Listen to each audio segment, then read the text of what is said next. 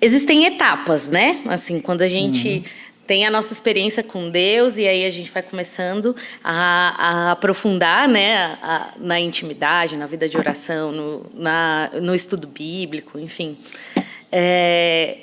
E existem armas para essas etapas? Então, essa é a minha pergunta, né? Então, quando a pessoa chega, talvez até para ela adentrar, desejar, né, ter uma vida de oração, às vezes ela vai ter lá suas dificuldades, né, vai achar que isso é coisa para santo, né? Vai achar que é coisa para monge, freira, consagrado, né, e aí depois, enfim, a tibieza, a preguiça, né, à medida dos anos.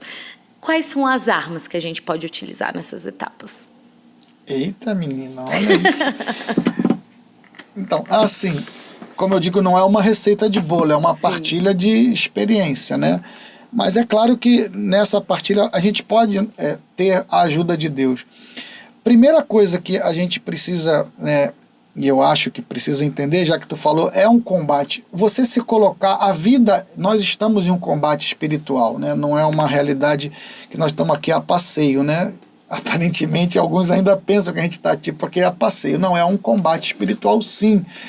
E é claro, tudo aquilo que vai te levar a fazer a vontade do general, o inimigo vai querer te roubar. E o caminho da oração é um caminho de excelência para ser formado pelo general, por Jesus.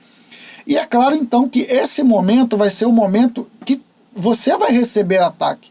Bom, dois momentos. Um, claramente, se você, por exemplo, pegar a parábola do semeador, nós vamos ver Jesus ensinando o quê? Tem 4 tipos de terreno, né? Mas 3 a semente se perde. Uma é quando a semente cai no terreno pedregoso, quando o nosso coração está duro, é um coração de pedra, a palavra não cria raiz. E aí tem aquele que é à beira do caminho, não está dentro nem fora. Então não cai no terreno bom. O que vai dizer a parábola? Satanás vem e rouba-lhe a palavra. Olha isso. Foi Jesus que ensinou, gente.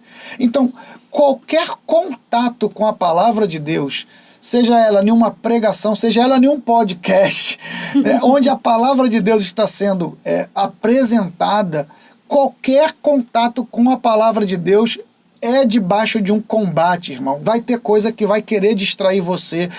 Algumas coisas vão parecer até justas que você se distraia, que você se preocupe, né? Então, pregação, palavra de Deus envolvida, tem Satanás rondando, querendo roubar. Eu não vou falar dos outros terrenos não, mas está lá escrito na parábola do semeador. E a oração na palavra, ela vai estar debaixo de um combate de oração. Então é bom que você possa se armar, como a Adriana falou. Então, eu vou dizer como funciona comigo. Eu, para rezar, eu preciso ter um lugar. Não é uma coisa que é só proposto para mim. Jesus, quando ele é perguntado pelos discípulos, Senhor, ensina-nos a rezar. Os discípulos de João Batista, eles aprenderam. João Batista ensinou para eles, ensina-nos a rezar. Dentro do ensinamento de oração, que vai culminar no Pai Nosso, ele vai dizer o quê? Quando rezar, entra no teu quarto, no escondido do teu quarto, e o teu Pai que vê o escondido vai te ver. Então, eu preciso de um lugar. Eu rezo só nesse lugar, só no meu quarto? Não. Eu posso rezar o terço caminhando, numa condução, no ônibus, numa viagem. Claro que eu posso e devo. Agora, eu preciso entender que existe um lugar que eu reservo para Deus. Se não somente físico, o lugar do meu coração. Eu sei de pessoas que, de fato, ela, no meio de uma, vamos dizer assim, de um tumulto, ela sabe se fechar de tal maneira que ela reza ali. Ela está dentro do quarto do seu próprio coração. Bom, eu já consegui fazer isso poucas vezes. Eu preciso do lugar físico. Eu preciso do lugar físico. Entendeu? Estar num lugar mais fechado, entrar no meu quarto, trancar a porta, falar com os meninos, olha, papai vai rezar um pouquinho agora. Então, qualquer coisa, espera um pouquinho. Eu preciso desse ambiente. Então, primeira coisa, ter um lugar de reserva. reservar, né, o ambiente para que Deus possa falar, para que você possa falar. Quanto melhor for o ambiente, por isso que se faz retiro, por exemplo. Né? Por que a gente vai para uma casa de retiro? Por que a gente faz retiro?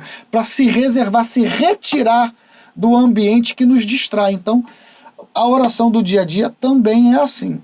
Perfeito? Um lugar. Eu preciso de um lugar. Outra coisa, eu preciso da Bíblia. Tem gente que vai orar por orações já prontas. Beleza, não é que é melhor ou pior. Eu parto sempre da Bíblia. Para mim é mais fácil. Ainda que depois eu pare, por exemplo, numa oração de São Miguel. Mas eu parto da Bíblia, a realidade de ter a intimidade com o Pai, né, como Jesus falou. E aí as distrações em si, agora no meio da oração, Adriana, isso aqui não sou eu que invento não, tá? Isso aqui eu vi outras pessoas.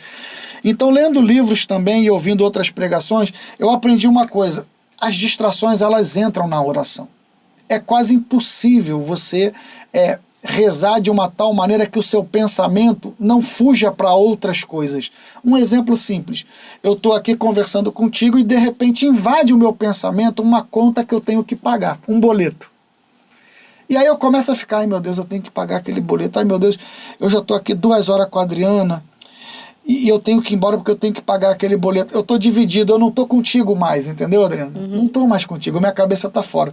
O que eu aprendi por conta de outras pessoas ensinarem, mestres espirituais em livros? Usa a distração como matéria de oração. Não tenta resistir a ela. É que nem se eu falar aqui, ó, não pensa em limão. Pensou? Já era. Já era. Então, se você ficar resistindo àquele pensamento, você vai ficar mais preso nele.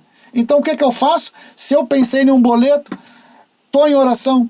Senhor, eu quero te confiar o pagamento desse boleto. Eu não tenho como pagar, ou eu não tenho tempo para pagar, eu não sei nem como eu vou sair daqui para pagar. Enfim, você coloca a tua preocupação como matéria de oração. Portanto, Senhor, eu te louvo por essa possibilidade, né, de poder pagar, né, se você já tem o dinheiro e quer pagar, só é uma questão de tempo, né, de se disponibilizar aí pagar. Então eu te louvo, Senhor, porque eu sei que daqui a 15 minutos eu vou poder sair daqui e pagar esse boleto. E eu sei que é fruto da tua providência. Bom, você colocou ele em oração, ele vai sumir. Aí você volta para a oração no diálogo com Deus, com qualquer outro assunto, uma inspiração bíblica, enfim, uma inspiração vinda de Maria.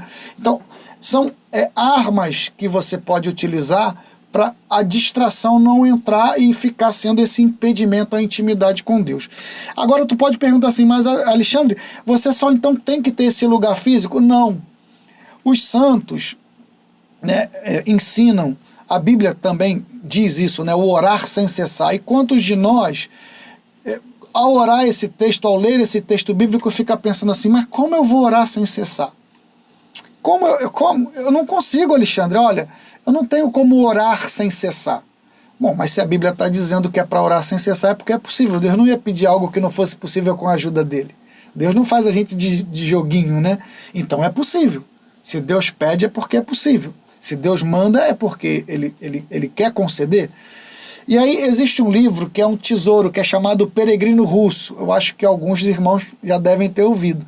E qual era a busca? O que esse livro vai dizer? Vou dando spoiler aqui, Adriana. Vamos problema, embora. Pode dar esse spoiler. Mas se você não gosta de spoiler, escuta que vai valer a pena.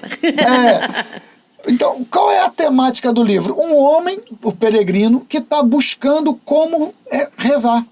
Rezar constantemente. Claro, e aí resumindo, ele vai chegar à oração que ele vai dizer que é a oração do coração.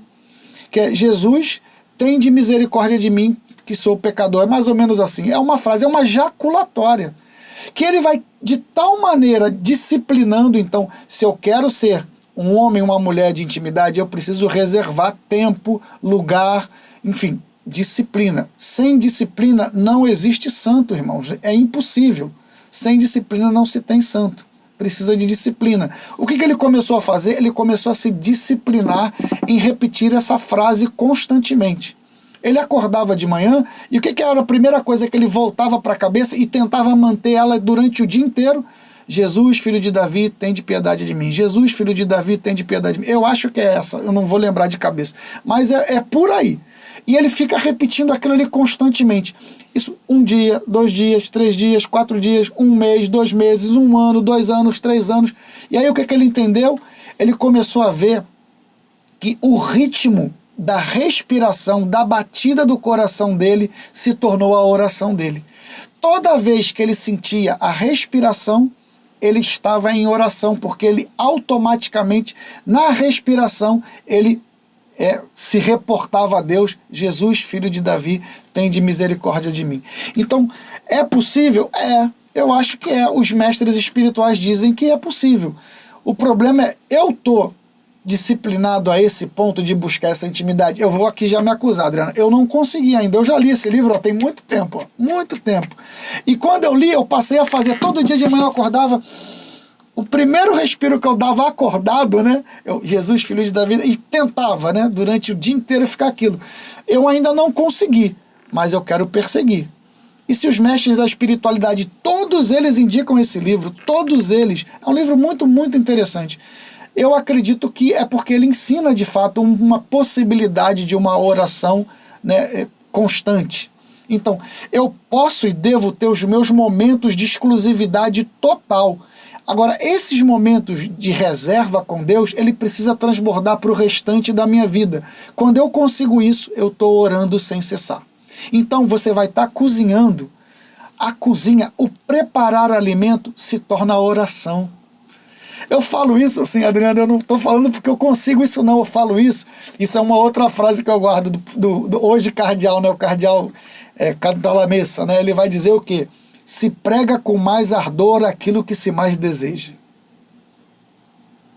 Eu não estou falando porque eu consegui, eu estou falando porque eu desejo. Eu quero que, quando eu fizer um lanche para os meus filhos, aquilo seja oração. Eu quero, não é só na hora que eu vou pregar, na hora que eu vou conduzir uma oração. Irmãos, de boa, isso é mais fácil. Orar na assembleia, orar porque me foi dada a tarefa de ministrar, não é difícil, gente. O difícil é ser homem de oração. A oração da intimidade com Deus transbordar para tudo no dia. Perfeito. Esse é o desafio da intimidade. Quando tudo se torna oração. Aí vamos para mais uma mestra de espiritualidade. É o que Terezinha vai dizer. Olha o que Terezinha falou assim. Recebi tudo o que pedi, porque aprendi a pedir somente aquilo que Deus queria me dar. Então, quando você... Eu quero esse estágio de vida, né? Onde você não pede mais nada porque está com uma necessidade. Ah, Senhor, me dá um dinheiro para pagar uma conta. O Senhor me dá saúde porque eu preciso. Não. Senhor, o que tu quer para mim agora? Nós não estamos nesse nível. Eu não estou nesse nível, mas eu quero. O desejo de santidade tem que nos levar a querer esse tipo de experiência. E esse tipo de experiência precisa de disciplina. Então, eu falei de um lugar reservado, eu falei, né, das distrações, né, tentar aproveitar a distração e fazer dela matéria de oração, porque depois que você colocar ela em matéria de oração, ela vai dissipar e você vai poder focar de novo só no diálogo de espiritualidade com Deus, e depois a disciplina. Não desistir, irmão. Não desistir, tem que disciplinar. Então, acordar cedo, ir para o lugar reservado, e desse lugar reservado, de tal maneira, buscar uma disciplina que ela transborde para o dia a dia, e aí tudo vai se tornar oração. Tudo que tu fizer se torna oração. Ai, tô falando coisa muito profunda, Adriana. Não, tá ótimo, meu Deus. Bendito seja. Inclusive, Senhor, dai-nos a graça. Amém.